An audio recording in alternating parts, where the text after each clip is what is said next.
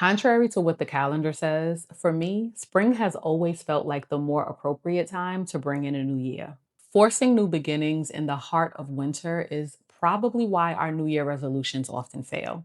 It's cold, dark, and dormant, and almost feels like we're fighting against the natural order of our environment and our biology. Now, don't get me wrong. Winter serves its purpose. The wisdom of Ecclesiastes reminds us that there is a season for everything. The season of spring fosters and encourages rebirth, renewal, and restoration. The days are longer, the nights are shorter, and everything is in full bloom. So join me 4 months into 2026 at my attempt to revamp my new year with God at the front and center. If you're like me and feeling a nudge toward a new year part two, or are in search of what to fill your space with post spring cleaning, here are my 4 helpful tips for a Christ centered reset that may be just what you need.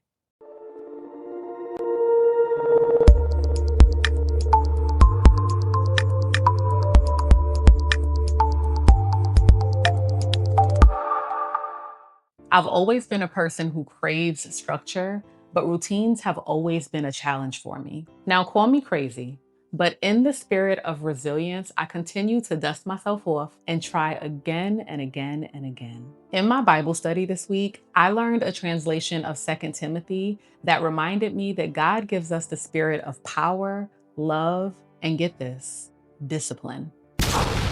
That was a game changer for me. For so long, I've been struggling with motivation, consistency, feeling like I had to rely on my own strength and self-sufficiency to make things work the way that I wanted them to. But this revelation that self-discipline isn't something I have to muster up on my own, but that the power of discipline is administered to us through God's Holy Spirit completely changed my mindset.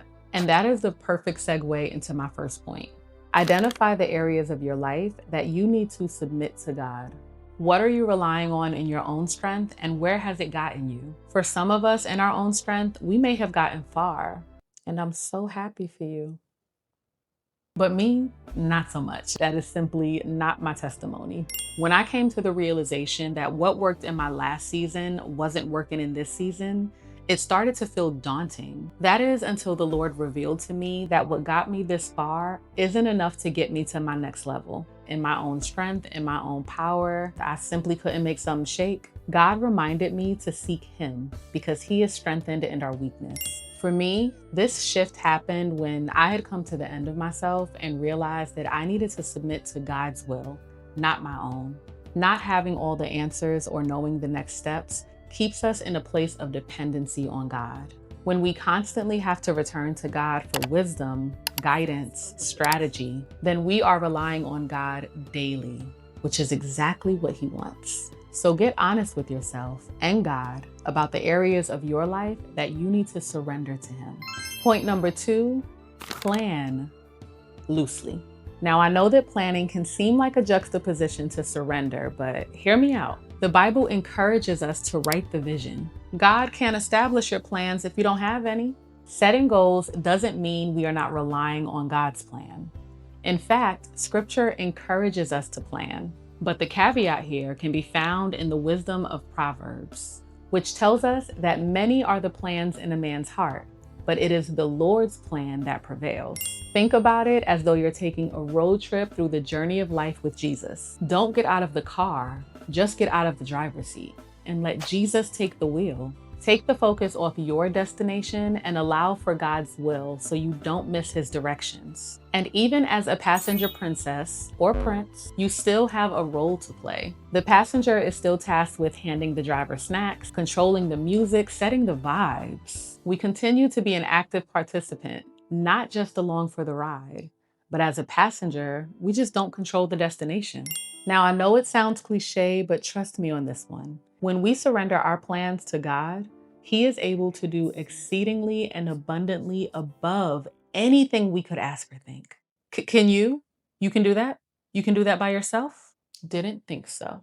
Now, what this looks like practically is make plans, yes, but don't be so rigid that there is no deviation from those plans. Leave space for God to work all up and through it and be open to change. Learn to readjust when things don't go according to your plan. Oftentimes, that can be for our benefit. For me, this can look like time blocking my entire day, then getting an unexpected phone call, having to run a spontaneous errand. It can be hard to get back on task, but the key is to have discernment. Discerning between the enemy's scheme to distract us and God's divine intervention. God can place us in spaces that we do not qualify to be in. So it's important to let him cook. God does his best work when we allow him to lead. My third point comes straight from the wisdom of Proverbs. Acknowledge him in all your ways, not just some. When we place him in his position as the first priority in our lives, everything else will find their proper place. Acknowledging God in all our ways means considering him for everything. Seek God's counsel, not just for the major, but for the minor too, day by day, moment by moment. Remember that he wants our dependency. But here's the thing, you can't depend on someone you don't know. Dependency requires relationship, and that relationship is built through prayer, intimacy, and spending time in his presence. This is why it's important for us to pray without ceasing, not all day, but every day. The Bible tells us that we have not because we ask not. So open up your mouth and ask. Ask God for his wisdom. Ask God for his direction. Anything you can think of, include him in your thought process. Think about it in terms of the relationship that we have with our parents. There is no hesitancy when we want something from our mother or our father. There's almost an expectation that they're going to give us what we ask for. More often than not, they'll supply our needs and wants. We have this level of familiarity with our mothers and fathers, right? So let's not forget that God is our heavenly Father. God's word tells us to approach his throne of grace boldly, not timid, not shy, not scared to ask for what we need, but with confidence and expectation. He wants to give good gifts to his children who love him. So if our earthly parents supply our needs when we open up our mouths and ask, how much more will our heavenly Father give? So get familiar with the Father. Build an intimate relationship. Read his word and learn his promises. Get to know him. Full transparency, I sometimes struggle with this myself. A lot less now than I did before, but that's because now I've developed a deeper relationship with him. I remember not wanting to ask God for things or not wanting to feel like our relationship was transactional. Like I would only get on my knees when I wanted something, when I was stressed out, sad, going through the motions. But when we are in constant communication with God, it's almost impossible to feel that way. You're not only coming to him when you want or need something, but talking to him about everything. God, I had a great day today. Thank you. God, I don't know what to do about this situation. Help me. God, I just wanted to say hello. And even when we are seeking God from a place of desperation, that is what he wants. To bring our weariness and our heavy burdens and lay them at his feet. We never have to feel like we're too much or not enough for God.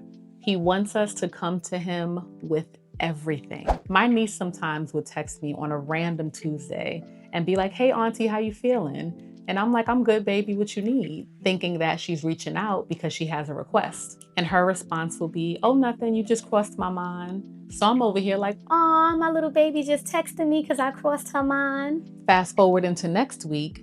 Now the hey auntie is followed by, can I have XYZ? I don't know if it's intentional, but that girl is clever. And you know what? It makes me want to give. Now, in no way am I saying that we should be strategic about the way we approach the Lord. We couldn't manipulate God if we tried. What I am saying is that because the relationship is built between me and my niece, I give freely. The relationship is built between us and the Lord. He gives freely. I know sometimes it can feel like we're not hearing from God or we're asking and he's not answering. But you have to be honest about if you're truly making yourself available to receive him. God speaks in whispers. It's not always loud. So quiet your mind, get alone with him, and sit in his presence. The Bible tells us by prayer and petition with thanksgiving to make our request known to God. So talk to him. I promise you he's gonna talk back. Now on to my fourth and final point, do the work. This is where that loose planning comes into play. What is it that you feel called toward? What assignment has God placed in your spirit? Scripture tells us that whatever we do, to work at it with all of our heart. Submission is not passive. It is actively surrendering to God, day by day, moment by moment. Actively choosing to trust God, even though He gives us free will to roam free and do whatever our hearts desire. In so many stories throughout the Bible, God is meeting His people in the midst of what they've been tasked to do. A perfect example can be found in the story of Ruth. Ruth is gleaning and working in the field when she meets her husband Boaz, and the two of them eventually become a part of the lineage of Jesus.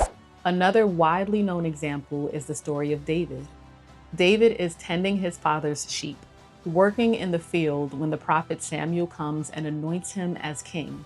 And then what does he do? He gets back to work. We can even fast forward to New Testament. Peter is on his boat, working to catch fish, when Jesus comes and calls him to be a disciple. I can almost guarantee that in most instances, sitting around and waiting on God is probably not the best posture to meet Him in. The book of Galatians reminds us not to be weary in doing good, for at the proper time we will reap a harvest. So get to work and surrender that work to God by choosing to work unto the Lord. Work with integrity, work with diligence, and God will meet you where you are.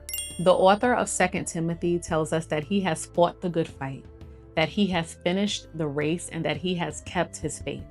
You can't finish a race if you ain't moving. One foot in front of the other. Even when you don't know the destination, God will guide your steps. Let's recap. Number 1, we must identify the areas of our lives that we need to submit to God. Number 2, write the vision, but in pencil. Plan loosely. Number 3, we must acknowledge the Lord in all our ways, and this means intentionally building a relationship with Him. And number 4, get to work. My prayer is that these tips and this reset to help you refocus on God helps to propel you into Q2 and set you up for success for the rest of the year. I'd also like to offer a free guide of the scriptures that I referenced in this video. It'll be linked down below. The Bible tells us that faith comes by hearing the Word of God. And what better way to hear it than by reading it yourself? So use this guided scripture to plan your next Bible study, structure your prayers around God's Word, or just to get familiar with the Word of God. And don't be shy. Share with me in the comments one step you're going to take toward your personal reset. Thank you so much for tuning in, and I'll see you in the next one. Okay, love you. Bye.